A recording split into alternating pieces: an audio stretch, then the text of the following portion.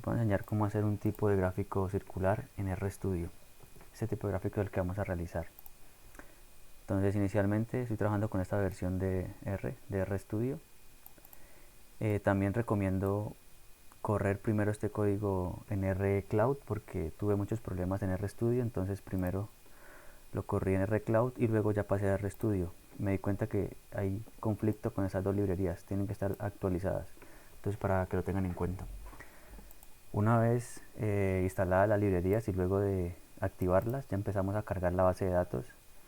Recuerden que una forma de cargar, encontrar la dirección del archivo, es con este código, file.choose. Este código nos abre una nueva ventana en donde podemos seleccionar el archivo a cargar. Entonces buscamos la dirección del archivo.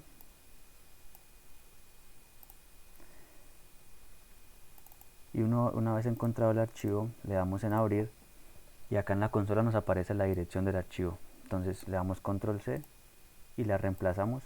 Acá en este caso, cuando copian el código que está en el GitHub, que les voy a dejar en la descripción del video, descargan la base de datos y sería reemplazarla, buscarla y reemplazar esta parte para que les quede con información de su computador. Entonces cargamos este código y vemos que ya nos cargó la base de datos. Con este código head miramos los primeros 6 filas de la base de datos. Nos dice que tiene una columna que se llama nombres, otras siglas, frecuencia y porcentaje. En este caso vamos a eliminar esta columna nombre porque no va a ser necesaria. Entonces con este código abrimos corchetes, coma, de la coma para la izquierda significa filas y de la coma para la derecha significa columnas. Aquí le estamos diciendo que nos elimine del objeto de la columna número 1, o sea que no nos aparezca esta nombres. La corremos otra vez y si acá verificamos con head, vemos que ya no aparece la columna nombre, sino que simplemente aparece la columna siglas. Se me olvidó mencionar que esta es una base de datos de México, de los sindicatos de trabajadores de México, la frecuencia de participación y el porcentaje de cada uno de ellos en la participación en el gobierno. Seguidamente vamos a eliminar las filas que tienen NAs. Encontramos que la columna siglas tiene 15 NA, frecuencia no tiene y porcentaje no tiene, entonces hay que eliminar estos datos, estas 15 filas. Con este otro código creamos un objeto de 2 y le indicamos que todo lo que no sea NA, o que sí, lo que no sea NA, no lo borre. ¿De dónde? De siglas. Lo ejecutamos y vemos, en este caso ya aparece que tiene siglas, tiene 0 NA, frecuencia 0 y 0 porque no tenía, entonces ya quedó limpia de la base de datos. Ahora en este siguiente punto vamos a crear los puntos del gráfico y vamos a utilizar la función Cycle Progressive Layout, que hace referencia a esta librería para PackCycle, que es la que vamos a usar para hacer este tipo de gráficos. Entonces ahí le indicamos que creamos un nuevo objeto, el objeto de 3, y que nos tome la frecuencia del objeto de 2 y que a esta columna no le cree un área, o sea, un dato X, un dato Y y un radio. Entonces lo corremos y si ejecutamos el código vemos lo que ha creado. Ha creado una columna X, una columna y una columna radio a partir de la frecuencia de los datos.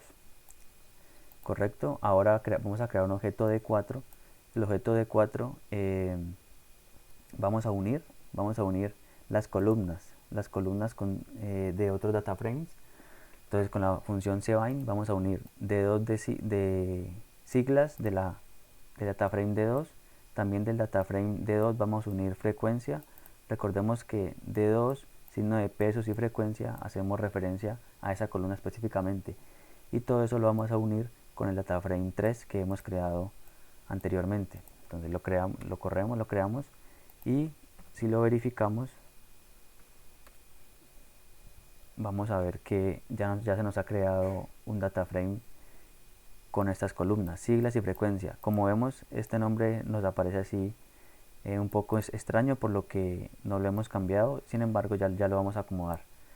Entonces acá ahora vamos a colocar los nombres de D4. Vemos que en el nombre 1 tenemos este D2 signo de peso siglas, en el número 2 tenemos D2 signo de peso frecuencia, X en el 3, Y en el 4 y radio en el 5. Entonces vamos a llamar otra vez nombres de D4 y con corchetes vamos a seleccionar el 1, o sea, vamos a seleccionar siglas, este de acá, y lo vamos a cambiar por siglas. Corremos y luego hacemos lo mismo con este 2 de frecuencia para que nos cambie y solamente nos quede en frecuencia. Ahí ya lo podemos verificar con otra vez names D4, lo verificamos y ya nos queda solamente siglas, frecuencia, ya ha cambiado. Seguidamente vamos a hacer un objeto D5 donde vamos a crear los vértices de los círculos. Entonces lo creamos a partir del objeto D3 y con endpoints le damos los números de puntos que queremos en nuestros círculos, la cantidad de círculos. Aquí ya lo creamos, lo verificamos con head y tenemos que también nos da otro data frame con coordenadas X y Y y un identificador para cada fila. Y ya por último vamos a construir el gráfico circular. Entonces recordemos que tenemos dos data frames, de 5 y de 4, que son los que vamos a usar en este gráfico. Entonces corremos la función ggplot,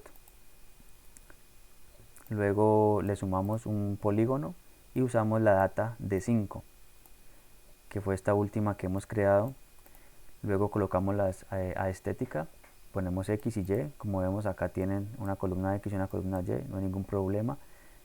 Ponemos que nos lo agrupe por el ID, que también tiene esta columna, y que también nos lo rellene como un factor del identificador.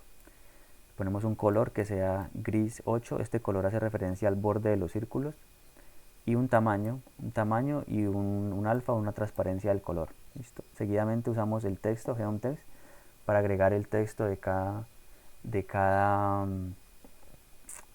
sigla,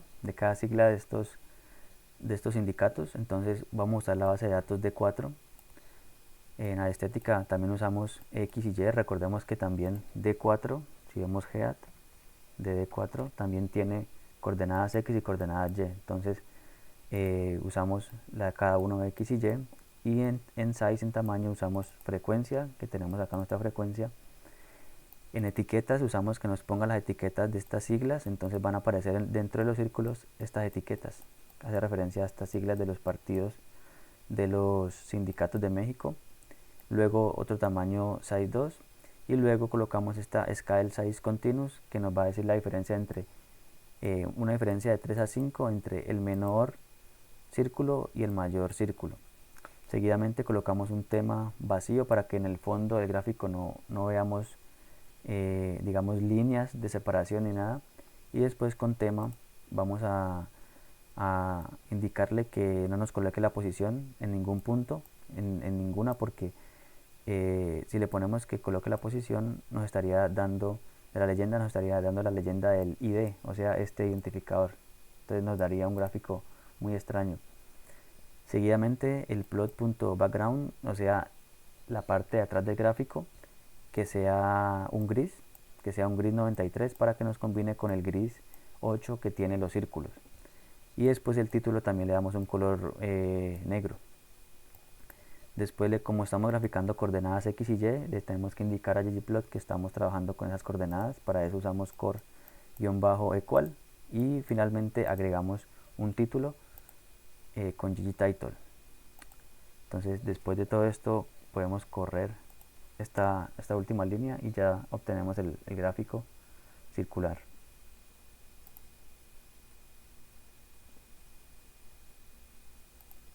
Entonces aquí les presento el gráfico circular